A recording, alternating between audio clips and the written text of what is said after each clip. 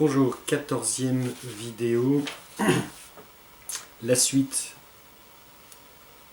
du petit 3, du grand 3, le désir est l'essence même de l'homme. Nous avions vu la dernière fois quelque chose de capital, la théorie du jugement de Spinoza, une fois qu'il a défini que le désir c'est l'essence même de l'homme, ce qui fait que je suis, l'être que je suis c'est mon désir. Le désir devient également le principe de tous nos jugements. Encore une fois, c'est parce que je désire une chose qu'elle est bonne et non pas l'inverse. Il y a là de quoi pour vous réfléchir et méditer. Et là je reviens sur l'essence, le désir est l'essence même de l'homme, ça signifie quoi? Cela signifie que mon individualité, ce qui me constitue comme individu, elle est là dans le désir. Elle est là, c'est-à-dire dans la nature des désirs que j'éprouve. Ce sont mes désirs qui me constituent et qui font que je m'invente l'être que je désire devenir. Un nouveau problème se dessine alors, celui que j'avais nommé le risque.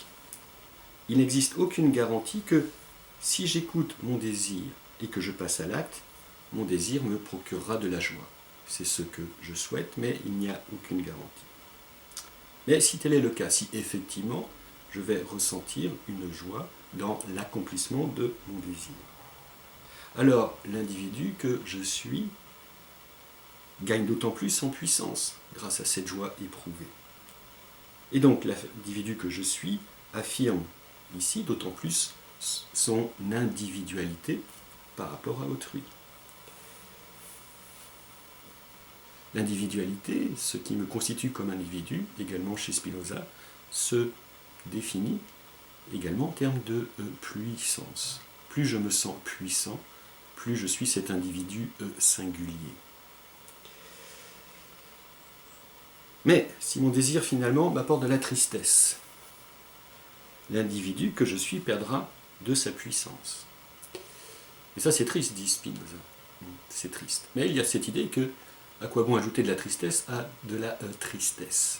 C'est-à-dire, bien sûr, chaque individu, à un moment de son existence, connaîtra une tristesse. Mais comment sortir de cette tristesse? Il n'y a aucune garantie. Il n'y a aucune garantie, mais deux facultés peuvent intervenir chez nous, les hommes. Aucune garantie n'existe que mon désir va me procurer de la joie plutôt que de la tristesse, et inversement. Il faut néanmoins, dit Spinoza, être à l'écoute de son désir et s'imaginer le réalisant avant même de le réaliser. Ici, la faculté première qui intervient, c'est l'imagination, la faculté que je possède de produire des images. L'imagination tournée vers l'avenir qui me permet d'envisager la manière dont je vais réaliser mon désir et si, oui ou non, il va me procurer de la joie. Et si dans cet exercice d'imagination, je me représente joyeux dans l'assouvissement de mon désir, je me dois alors de le suivre. Et ici, donc, ce je me dois, nous sommes dans le devoir, c'est un devoir envers moi-même, et c'est la raison pour laquelle, ici, nous sommes dans une éthique et non pas dans une morale. C'est la distinction que nous propose Spinoza entre l'éthique et la morale.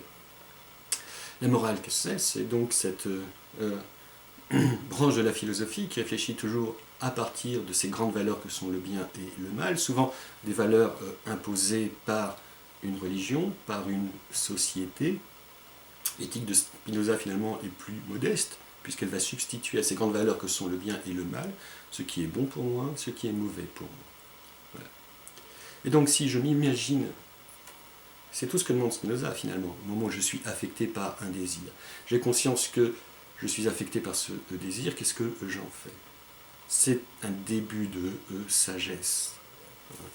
Faire appel à mon imagination. Et là vous voyez quand même la grande originalité de Spinoza.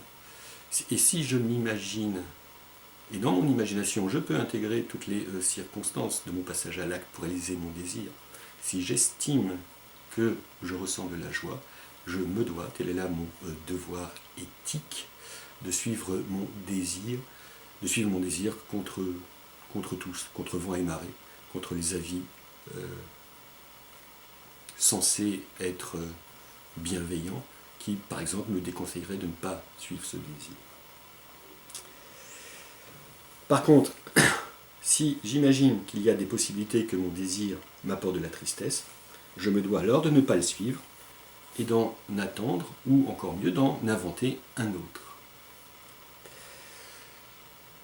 Une remarque maintenant.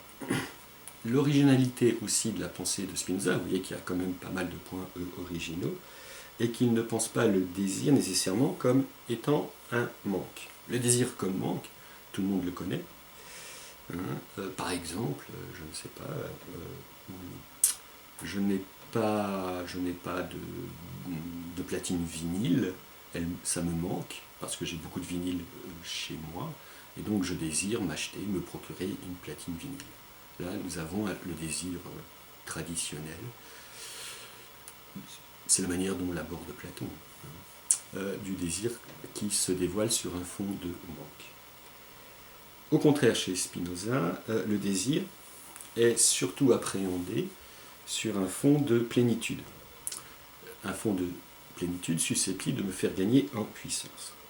Et là, le modèle de Spinoza est dans le désir de création, créatif. N'est-ce pas ?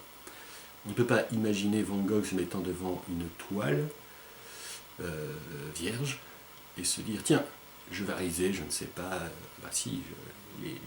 les chaussures de la paysanne, parce que ça manque à ma collection, parce que je ne l'ai jamais fait. Là, ce serait le manque. Non. Le désir de création, il y a déjà une plénitude, il y a une énergie qui s'exprime. Il ne manque rien au désir de création, il n'y a plus qu'à l'effectuer. C'est parce que je suis animé d'un désir de peinture que je le réalise. Voici donc la fin de la 14e vidéo. Nous passerons bientôt au la quatrième sous-partie. Je vais peut-être en rajouter une cinquième d'ailleurs. La quatrième sous-partie s'intitulera Déterminisme et illusion de liberté. Voilà, portez-vous bien, à très bientôt.